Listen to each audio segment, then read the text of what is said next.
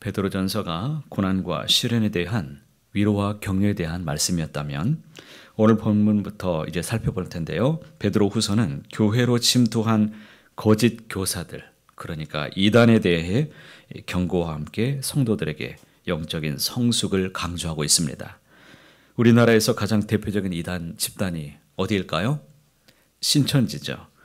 잘 아시는 것처럼 신천지 이 교리에 문제가 있는 것도 심각하지만 추수꾼이라는 이름으로 교회에 위장해서 들어오고 교회 밖에서 성경 공부를 가르치고 교인들을 신천지로 유인해서 교회를 분열시키고 혼란하게 만들 뿐만 아니라 가정을 파괴시키고 학업을 중단시키고 가출하게 만들고 사회적인 문제로 지금도 여전히 시끄럽습니다. 요즘엔 어떻게 진출했냐면 K문화에 힘입어서 세계까지 뻗어나가서 K2단까지 아프리카 등지까지 아주 지금 시끄럽습니다.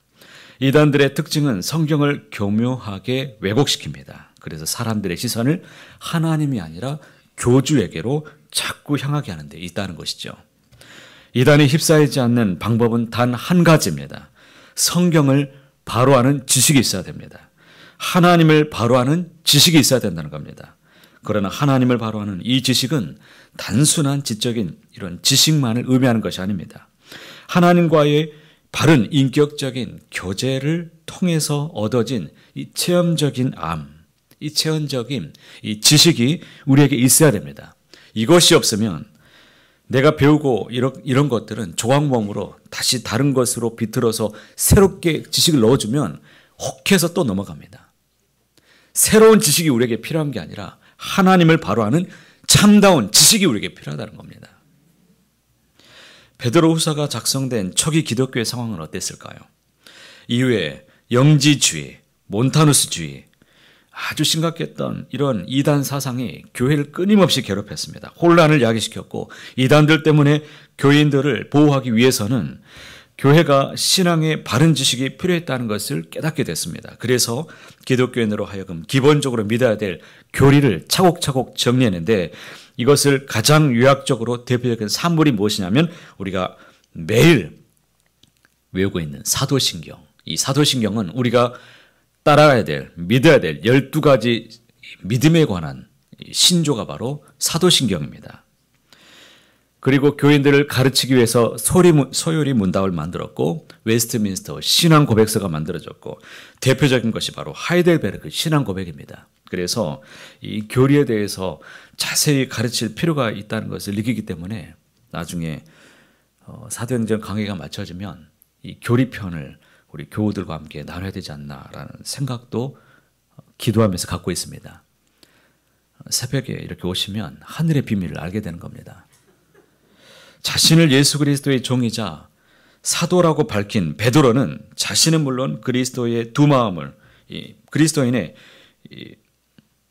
모든 사람들의 믿음, 그러니까 1절 말씀에 우리 하나님과 구주 예수 그리스도의 의로 말미암았다라고 말합니다. 그러니까 그리스도인의 믿음의 출처는 내가 아닌 누가입니까? 하나님이시라는 겁니다. 다시 말하면 내가 스스로 하나님을 택해서 믿은 것이 아니라 하나님이 우리를 택하셨고 주님의 자녀로 부르셨기 때문에 우리가 하나님을 믿을 수 있게 되었다라는 것입니다. 이후에 베드로는 2절에 아주 중요한 말씀을 언급합니다. 하나님과 우리 주 예수를 알므로 은혜와 평강이 너희에게 더욱 많을지어다 라고 인사하는데 베드로의 인사말은 사도 바울의 인사말과 좀 다른 특징이 있습니다. 사도 바울도 너희에게 은혜와 평강이 있을지어다라고 늘 권면했지만 사도 바울은 목자적인 입장에서 그리스도인 전체에게 은혜와 평강이 있을지어다라고 이렇게 구한 반면에 베드로는 좀 다릅니다. 그리스도인 각자가 하나님의 은혜와 평강을 체험하도록 지금 간구하고 있다는 것이 차이점이 있습니다. 베드로는 우리 각자가 하나님의 은혜와 평강을 체험할 수 있는 이 방법으로 무엇을 간구하고 있습니까? 하나님과 우리 주 예수를 알므로라고 지금 간구하고 있다는 것을 주목해야 됩니다.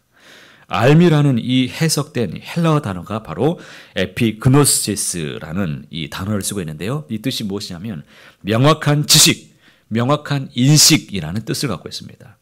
일반적인 지식이나 단순한 하나님을 인지하는 수준을 넘어서서 하나님을 명확하게 알아가는 지식을 말한다는 것입니다. 따라서 에피그노시스는 하나님과의 깊은 인격적인 교제를 통해서 하나님을 깨닫는 지식을 우리에게 말하는 것입니다. 그렇다면 하나님의 은혜와 평강이 이 에피그노시스를 통해서 더욱 많게 되는 이유가 무엇일까요? 하나님이 천지를 창조하셨을 때 세상에 평안이 가득했습니다.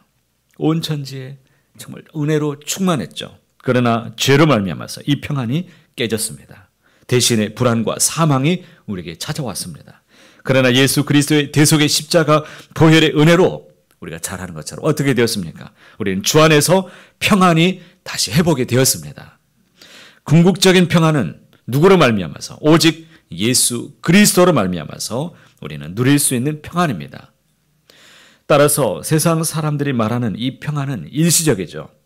에피그노시스를 통해서 예수를 믿는 사람은 죄사함을 얻을 수 있습니다. 의롭게 됩니다. 이 평안을 영원히 누리게 되는 줄을 믿으시길 바랍니다. 그리스도께서 하나님의 이 신성한 능력을 따라서 우리에게 생명과 경건에 속한 모든 것을 우리에게 주셨다라고 말씀합니다.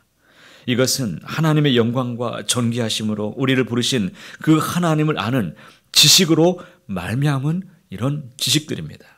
그분은 우리에게 보배롭고 지극히 큰 약속을 주셨는데 이 약속을 주신 이유는 정욕으로 세상에서 썩어질 것을 추구하던 우리를 이제는 신성한 성품에 참여하는 자로 변화시키기 위해서 화려히 하나님께서 허락하셨다라는 것입니다. 한마디로 말하면 우리를 구원하여 불러내신 이유가 무엇입니까?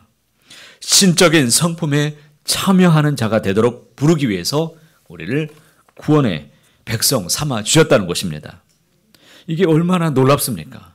하나님의 성품에 참여하는 자로 우리 각 사람을 불러주셨습니다. 베드로는 좀 더 구체적으로 다음과 같이 성숙해질 것을 요구합니다. 5절과 7절 말씀 함께 읽어보겠습니다. 그러므로 너희가 더욱 힘써 너희 믿음의 덕을, 덕의 지식을, 지식의 절제를, 절제의 인내를, 인내의 경건을, 경건의 형제우애를, 형제우애의 사랑을 더하라. 우리의 믿음은 어디까지 자라가야 됩니까? 사랑으로 나타나야 됩니다. 하나님의 전적인 선물인 믿음을 통해서 우리는 구원을 받았습니다. 그런데 성경은 구원으로 안주하지 말라고 말씀합니다. 이 믿음의 어디를 덕을 더하라라고 말씀하고 있는데 덕은 도덕적인 탁월성, 선한 성품을 여기에서 또 뜻하고 있습니다. 구원받은 자라면 마땅히 우리의 삶 속에서도 하나님의 성품을 닮아가려는 이 도덕성, 선함이 최소한은 믿지 않는 사람들보다는 탁월해야 된다는 것입니다. 믿지 않는 사람들도 도덕적으로 얼마나 열심히 살아갑니까? 착한 사람들 정말 많습니다. 교회만 오면은 이 사람은 딱인데 그런 사람들이 곳곳에 있습니다. 최소한은 그들보다는 착함이 탁월해야 된다는 겁니다. 그래서 세상 법정에서 가중처벌 받는 사람들이 있어요. 목회자들 똑바로 해야 됩니다. 법관들 조심해야 됩니다. 행실이 최소한은 그들보다는 탁월하지 않으면 가중처벌 받습니다. 너희들은 그래도 특별해야 되지 않느냐. 최소한은 도덕적으로 살아야 되지 않느냐. 잘 살아야 됩니다. 권사님 왜 나를 보면서 웃으십니까? 여기서 웃으면 안 되는 거예요. 덕에 무엇을 더하라고 말씀합니까? 지식을 더하라고 말합니다. 지식은 덕 있는 생활을 하면서 하나님의 뜻대로 살아가는 데 필요한 지혜를 말하고 있죠. 지식에 무엇을 더해야 됩니까? 절제를 더하라고 말합니다.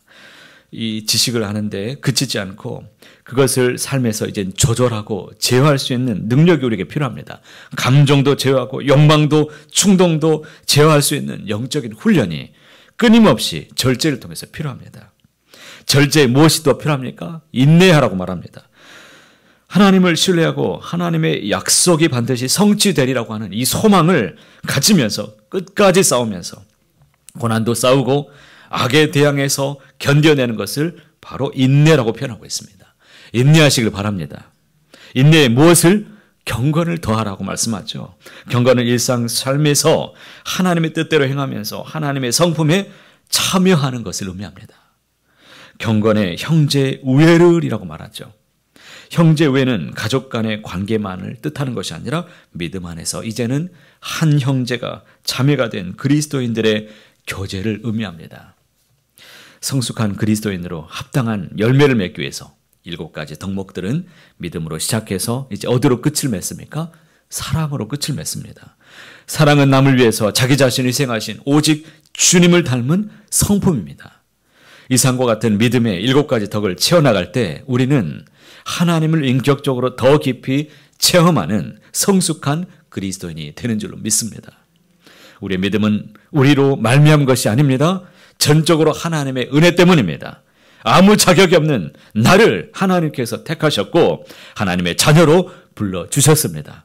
이제는 그 하나님의 성품에 참여하는 자들이 다 되시길 바랍니다. 그런 자격이 우리에게 주어졌고 게다가 영원한 주님의 나라에 우리는 다 기업을 얻는 약속을 받아 누리는 사람들입니다. 하나님께서 이처럼 우리를 택하여 부르신 것은 이러한 신의 성품에 참여할 것이라는 우리를 굳게 믿기 때문입니다. 어떤 상황에 처할지라도 하나님의 우리를 향하신 믿음, 그 믿음에 부응하려고 하는 이런 시간들로 채워나가시길 바랍니다. 우리의 삶 속에서 하나님의 은혜와 평강이 가득해지시기를 주님의 이름으로 간절히 축복합니다.